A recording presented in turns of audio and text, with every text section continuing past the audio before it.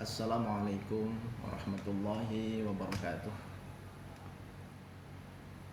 Alhamdulillah, assalatu wassalamu ala rasulillah wa ala alihi wa ashabihi wa mawalah, amma ba'd. Saudara-saudara mahasiswa pasca sarjana IAIN Syekh Nurjati, saya hari ini akan memberikan materi perkuliahan tentang lanjutan lahirnya Badan Peradilan Umum atau yang kita kenal Badan Peradilan Negeri pasca kemerdekaan Republik Indonesia.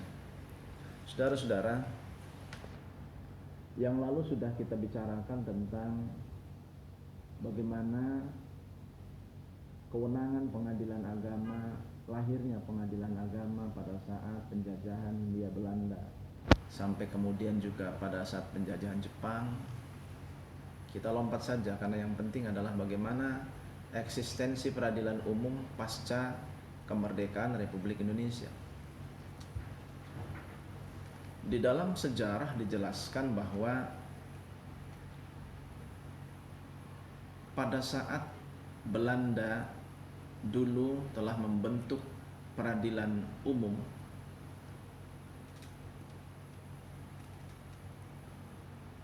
dan ketika itu kewenangan juga berbeda-beda, ada yang khusus perdata, ada yang khusus pidana, bahkan kemudian bercampur antara perdata dan pidana.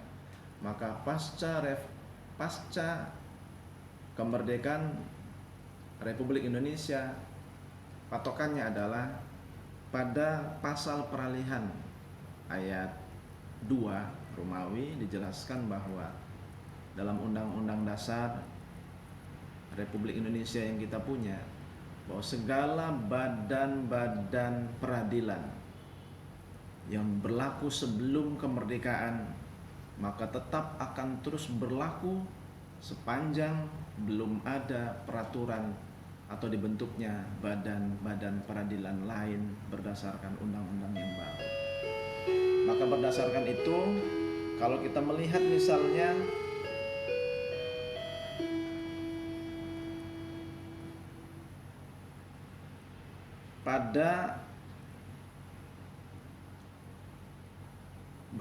berdasarkan pasal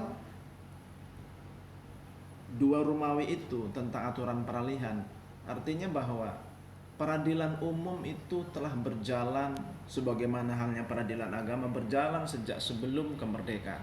Pasca kemerdekaan terus berlangsung. Maka kalau melihat kapan sesungguhnya berdiri peradilan umum itu, maka merujuk kepada berdirinya Mahkamah Agung. Mahkamah Agung lahir pada tanggal 18 Agustus 1945, satu hari setelah kemerdekaan.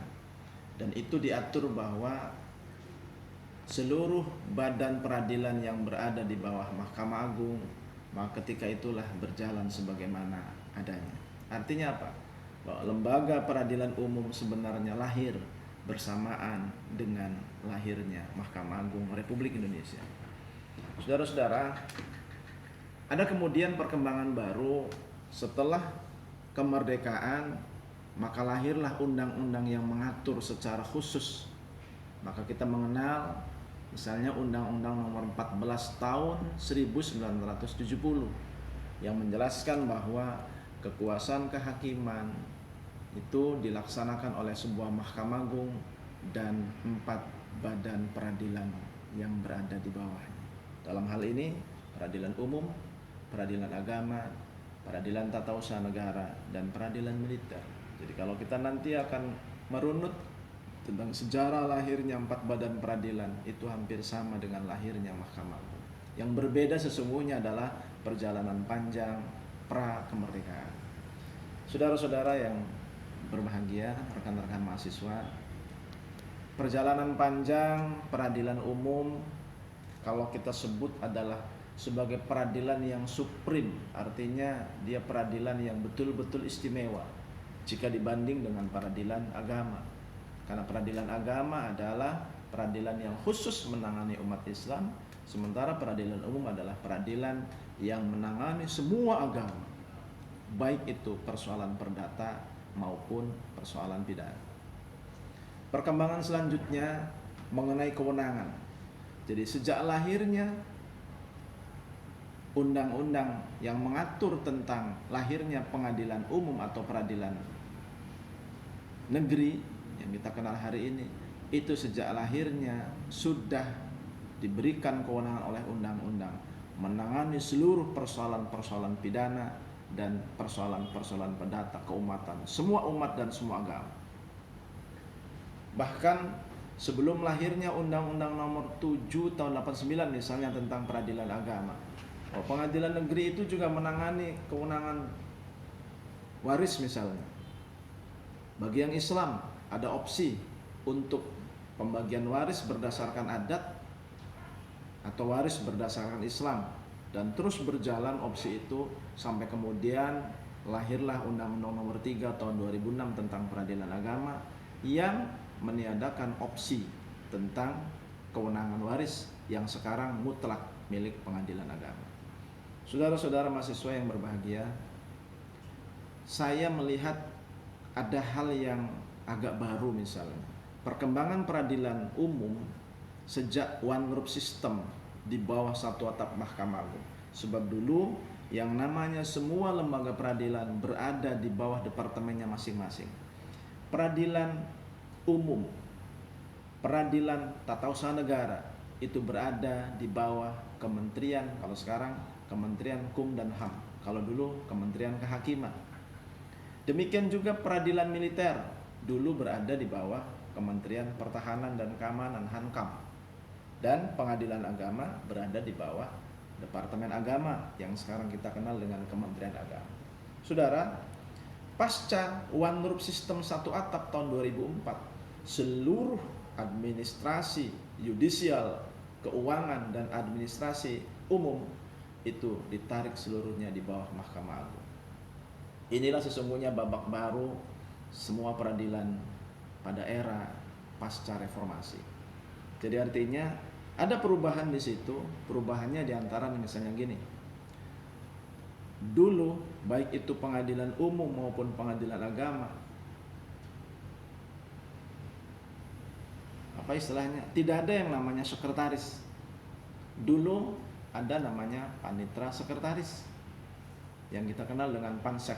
Sejak 2004 itu maka kemudian berkembang dengan peraturan pemerintah dan kemudian diperkuat juga dengan keputusan Mahkamah Agung pada tahun 2004. Setidak-tidaknya beralih dikasih waktu 5 tahun untuk seluruh aset dan seluruh administrasi baik itu yudisial maupun persoalan-persoalan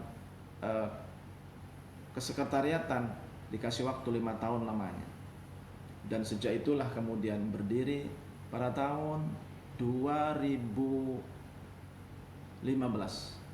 pisahnya antara kesekretariatan dan kepanitraan.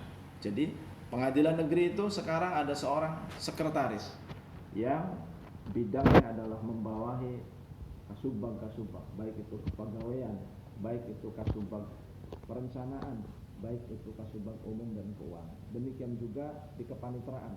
Kalau dulu panitra sekretaris itu membawahi 2 komponen atau unit kerja di dalam tubuh pengadilan itu sendiri. Saudara-saudara, ada yang menarik sesungguhnya dari sisi kewenangan misalnya. Dari sisi kewenangan, pengadilan umum hampir seluruhnya menangani kasus-kasus baik itu pidana maupun perdata.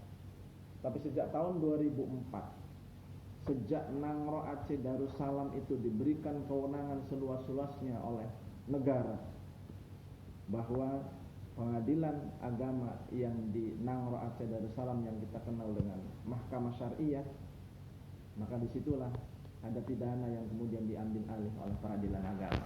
Misalnya khalwat, khamr, maisir, dan zina hari ini.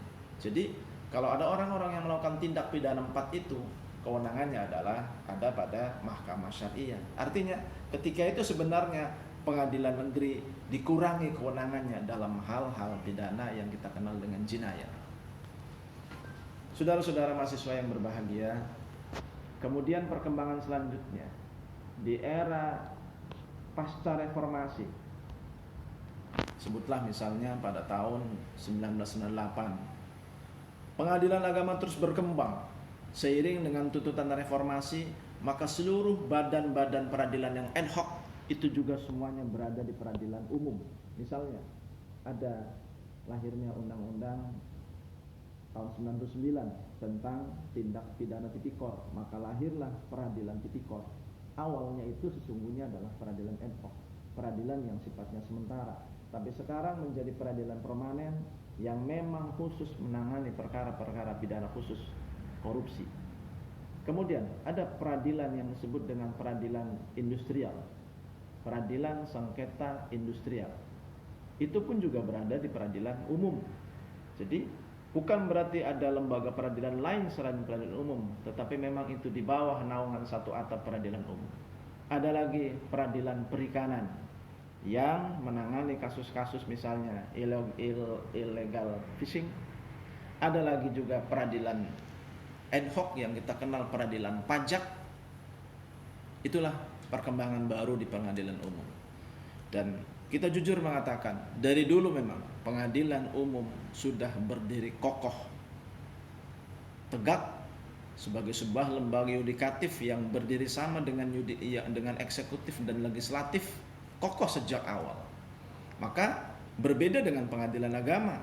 Kalau pengadilan agama, banyak putusan-putusan yang dulu dilahirkan oleh pengadilan agama perlu mendapat penetapan atau penguatan dari peradilan umum. Misalnya dalam hal eksekusi dulu, sebelum lahirnya Undang-Undang Nomor 7 Tahun 89 tentang peradilan agama. Tetapi peradilan umum sejak awal lahir, dia punya eksekusi, dia punya jurusita. Kita punya jurusita pengganti mereka. Pengadilan agama lahir jurusita dan jurusita pengganti itu sejak tahun 1999 dengan lahirnya Undang-Undang Nomor 7 Tahun 89. Jadi memang kalau kemudian pengadilan agama disebut sebagai kuasi pengadilan, kuasi peradilan, seakan peradilan semu, istilah kuasi pengadilan tidak pernah melekat pada lembaga peradilan umum. Jadi peradilan umum, peradilan yang kokoh sejak lahir. Maka itu bagaimanapun juga perkembangan dalam sistem peradilan yang sekarang dikembangkan luar biasa.